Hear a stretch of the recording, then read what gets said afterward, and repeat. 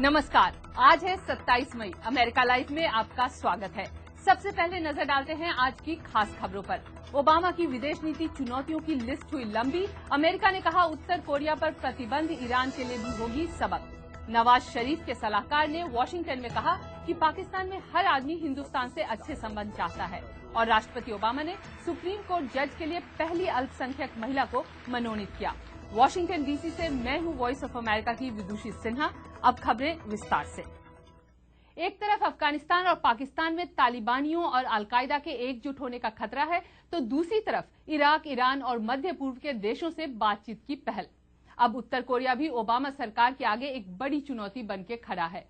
उत्तर Korea से निपटने के लिए अमेरिका में गहमागहमी हुई तेज। पाकिस्तान, अफगानिस्तान, मध्य पूर्व और ईरान के साथ साथ अब उत्तर कोरिया भी ओबामा प्रशासन की प्राथमिकता बन गया है। ओबामा संयम और बातचीत पर जोर देकर अमेरिकी विदेश नीति को नई दिशा देना चाह रहे हैं, लेकिन उत्तर कोरिया के परमाणु परीक्षण से लोग ये सवाल कर रहे हैं कि क्या ऐसे देशों के साथ बातचीत संभव है।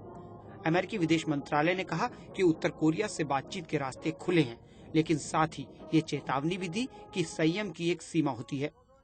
राष्ट्रपति ओबामा ने कहा है कि हमें कार्रवाई करनी चाहिए और हम कार्रवाई करेंगे। इसके लिए हम अपने सहयोगियों के साथ गहन बातचीत कर रहे हैं। उत्तर कोरिया ने परमाणु परीक्षण के बाद मंगलवार को 2 कम दूरी के रॉकेटों का प्रक्षेपण कर ये जता दिया कि उसे अंतर्राष्ट्रीय समुदाय की कोई परवाह नहीं है। लेकिन अमेरिका ने कहा कि उत्तर कोरिया के खिलाफ संयुक्त राष्ट्र सुरक्षा परिषद जल्द ही कड़े प्रतिबंध लगाएगी, जिससे दूसरे देशों को भी सबक मिले। ईरान को देखना होगा कि ये नतीजा होता है जब कोई देश अंतर्राष्ट्रीय समुदाय की इच्छा के खिलाफ काम करता है। अमेरिका उत्तर कोरिया के खिलाफ प्रतिबंध लगाने के लिए दूसरे देशों से लगातार संपर्क में है। Deepak Doval, voice of America. Pakistan में मौजूद खतरों से कैसे निपटा जाए, इस पर हुई एक बहस के दौरान पाकिस्तान के पूर्व प्रधानमंत्री नवाज शरीफ के सलाहकार ने कहा कि भारत पाकिस्तान की काफी मदद कर सकता है। तारिक फातमी ने कई सालों तक पाकिस्तान के विदेश विभाग में काम किया है।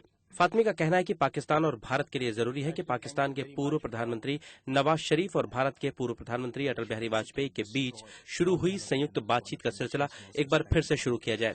दोनों मुल्क जो है अपनी कंपोजिट डायलॉग प्रोसेस का जो सिलसिला चल रहा था, जो नवंबर 2008 में टूट गया या रुक गया बॉम्बे ब्लास्ट के बाद, वो दोबारा शुरू किया जाएगा। फातमी ने यह भी कहा कि पाकिस्तान में हर आदमी भारत के साथ दोस्ती चाहता है। पाकिस्तान में जितनी सियासी जमातें हैं, पॉलिटिकल पार्टीज, और जितनी इम्पोर्टेंट पर्सनैलिटीज हैं, वो सब हिंदुस्तान के साथ बेहतर ताल्लुकात चाहते हैं। फातमी ने कहा कि अमेरिका में बराक ओबामा और पाकिस्तान में लोकतांत्रिक सरकार बनने के बाद दोनों देशों के बीच संबंध मजबूत हुए हैं। Amit Shrivastava, Voice of America, Washington DC. राष्ट्रपति ओबामा ने सुप्रीम कोर्ट से अवकाश ले रहे जज डेविड सूटर की जगह के लिए सोनिया सोटोमायर को चुना है। उन्हें सेनेट की पुष्टि मिलती है तो जज सोटोमायर 9 न्यायाधीशों वाले अमेरिकी सुप्रीम कोर्ट में पहली हिस्पैनिक मूल की महिला होंगी। न्यूयॉर्क में पली बड़ी सोनिया बहुत ही साधारण परिवार से हैं। शोहरत और पैसे के लिए जाने जाने वाले सिलिकॉन वैली में एक ऐसी संस्था भी है जो सालों से घरेलू हिंसा के खिलाफ मुहिम चला रही है। अब इस संस्था की कोशिश है कि अमेरिका में पल बढ़ रही दक्षिण एशियाई मूल के युवा पीढ़ी को अपनी इस मुहिम का हिस्सा बनाएं। फ्रेंच, स्पेनिश, हिंदुस्तानी और कैरिबियन मानो दुनिया भर के स्वर मंच पर उतर आए हैं। सैन फ्रांसिस्को के रूपा एंड द अप्रैल फिशेस नाम के इस युवा बैंड ने सिलिकॉन वैली में एक शानदार शो किया।